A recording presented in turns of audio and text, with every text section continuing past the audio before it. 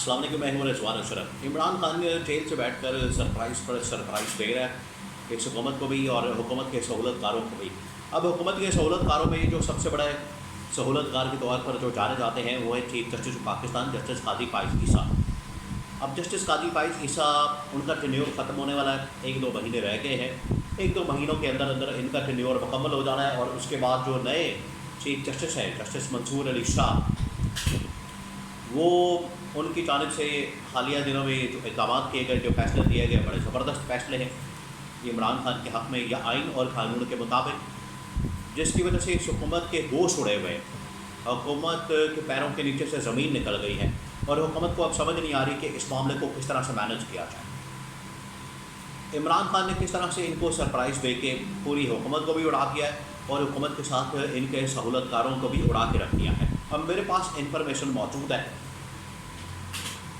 इस्लामाबाद से कि इस वक्त हुकूमत और ये जो जुडिशरी और ख़ास तौर पर काजी फाइज़ ईसा आमने सामने आ चुके हैं।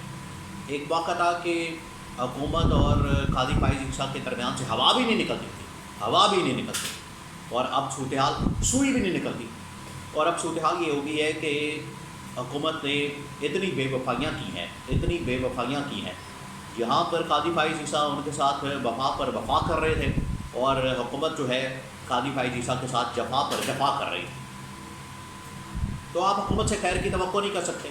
उसकी वजह यह है कि शरीफ ख़ानदान, सरदारी ख़ानदान, ये आपको पता है एहसान फरामोश है, जिसके ऊपर एहसान किया जाता है। हज़रत अली का बड़ा ज़बरदस्त कौल है आप अलैहिस्सलाम का कि जिस शख्स के ऊपर आप एहसान करते हैं वो आपके साथ एहसान फरामोशी करेगा। उस शख्स के शर से आपने बचना है, क्योंकि वो एहसान फरामोशी करेगा, एहसान फरामोशी करेगा और फिर आपके साथ शर भी करेगा। तो ये हुकूमत के ऊपर मिसाल बड़ी फिट बैठती है कि काजी फाइज़ ईसा इनके साथ एहसान पे एहसान कर रहा है और ये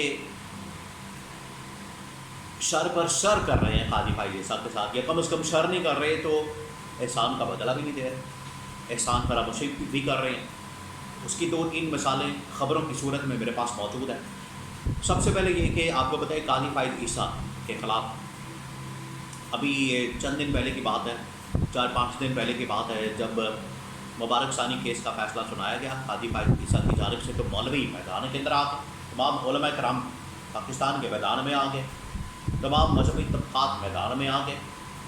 मजहबी तबक़ात के साथ साथ तमाम पाकिस्तानी या तमाम मुसलमान वो मैदान में आ गए।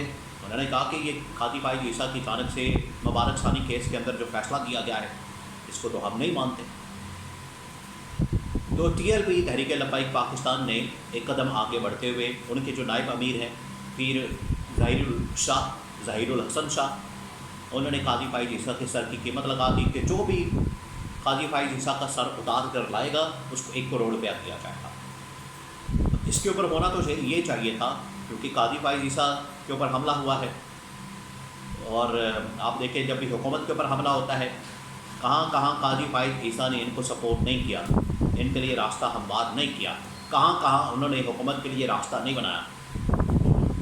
इलेक्शन का आप एक मामला उठा के देख लें, कैसे इन्होंने खुला मैदान किया है काजी फाइज़ ईसा ने नून लीग के लिए, क्योंकि ये शरीफ ख़ानदान की ख्वाहिश थी गलियाँ हो जन सुनिया तो मिर्जा यार फिरे। ये नवाज शरीफ की ख्वाहिश थी कि मैंने पाकिस्तान तब तक नहीं आना जब तक काजी फाइज़ ईसा नहीं आ जाता। उमर अता बदियाल की मौजूदगी में नवाज शरीफ पाकिस्तान में कदम रखने को तैयार नहीं था। काजी फाइज़ ईसा आया, नवाज शरीफ वापस आ गया। नवाज शरीफ ने कहा काजी फाइज़ ईसा की मौजूदगी में इलेक्शन होना चाहिए, मौजूदगी में इलेक्शन हुआ। फिर काजी फाइज़ ईसा ने आके NRO दे दिया, केसेस इनकी अदालतों से माफ़ हुए, तमाम के तमाम मुकदमात ख़त्म हो गए शरीफ ख़ानदान के ख़िलाफ़। फिर इन्होंने डिमांड की कि इमरान खान के ऊपर मुकदमात, इमरान खान को लेवल प्लेइंग फील्ड छीन ली जाए और इलेक्शन से बिल्कुल आउट कर दिया जाए।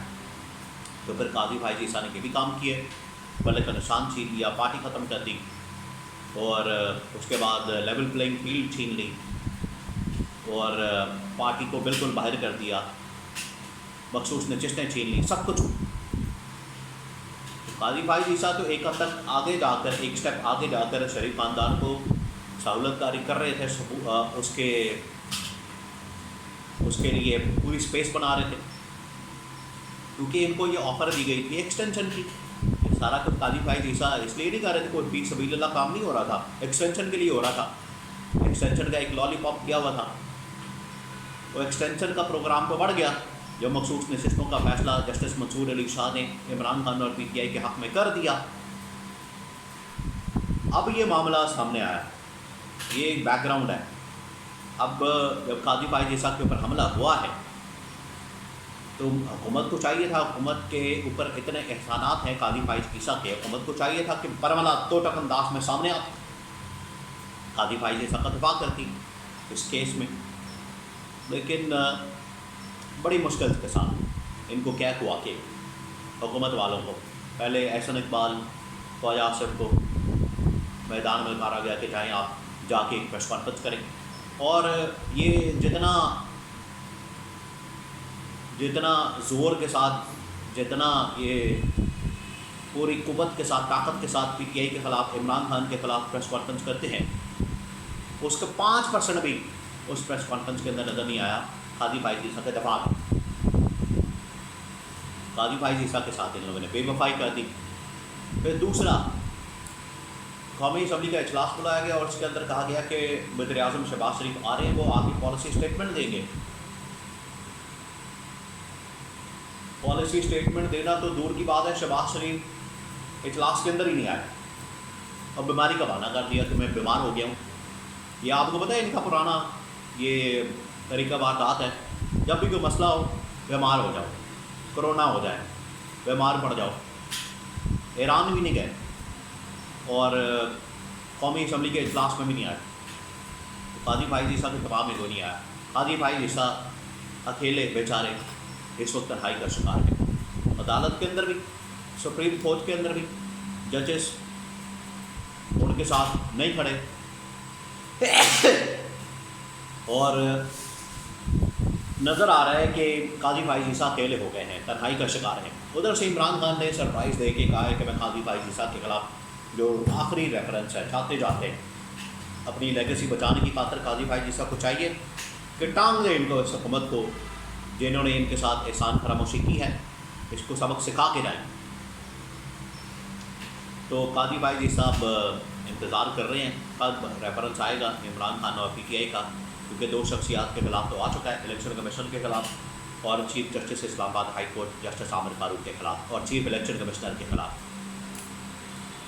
तो इमरान खान ने तो बड़ी ज़बरदस्त तरीके से ये मुकाबला किया है इनकी फसाइयत का, इनके सहूलतकारी का, या ये जो प्लान एक गठजोड़ और साजिश कर रहे थे इमरान खान के खिलाफ। और काजी फाइज ईसा तो ना सिर्फ तन्हाई का शिकार किया बल्कि इनकी आपस के अंदर भी अब लड़ाई शुरू हो गई है।